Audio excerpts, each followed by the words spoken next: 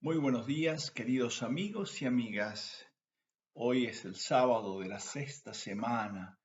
Estamos justo en las vísperas de la celebración de la Ascensión, aunque ya estamos en la novena de Pentecostés, pero la fiesta se celebra el día de mañana.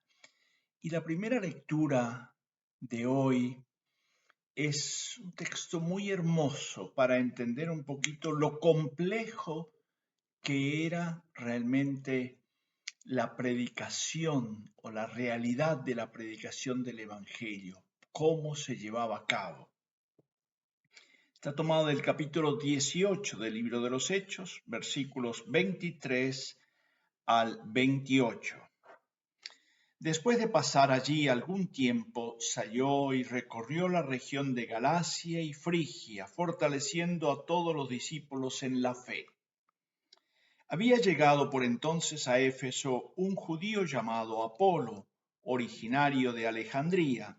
Era un hombre con facilidad de palabra y conocía muy bien la escritura.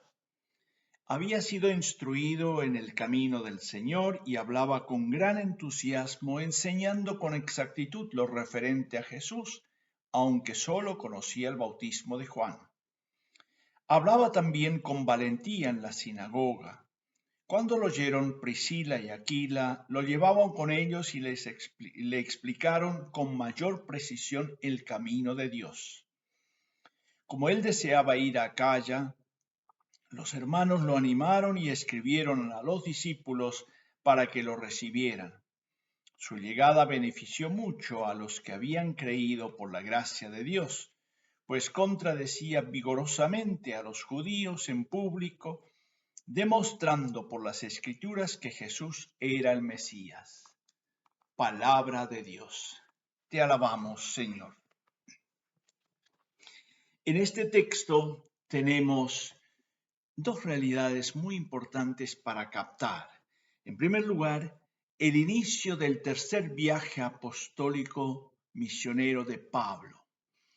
Porque en el versículo anterior, en el versículo 22, dice que salió de Éfeso Pablo, donde dejó a Priscila y Aquila, y se embarcó y se fue hasta Cesarea, y de ahí subió a Jerusalén a visitar la iglesia. Llegó a Jerusalén, visitó la iglesia, solo lo menciona, y después volvió a Antioquía. Antioquía es el lugar, es la iglesia madre de o la comunidad madre de la iglesia misionera hacia los paganos, como Jerusalén es la iglesia madre de aquellos que se dirigen a los judíos. Eso es muy importante captar.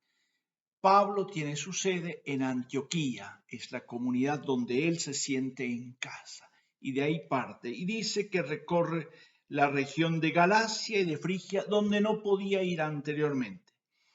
Y de ahí hace un salto el autor y se queda en la comunidad de Éfeso. ¿Qué había pasado? Allí estaba, recordemos, Priscila y Aquila. Y llega un tal Apolo. Ese Apolo, ¿de dónde es? De Alejandría. Alejandría es Egipto, África. Por lo tanto, era un instruido de la ley.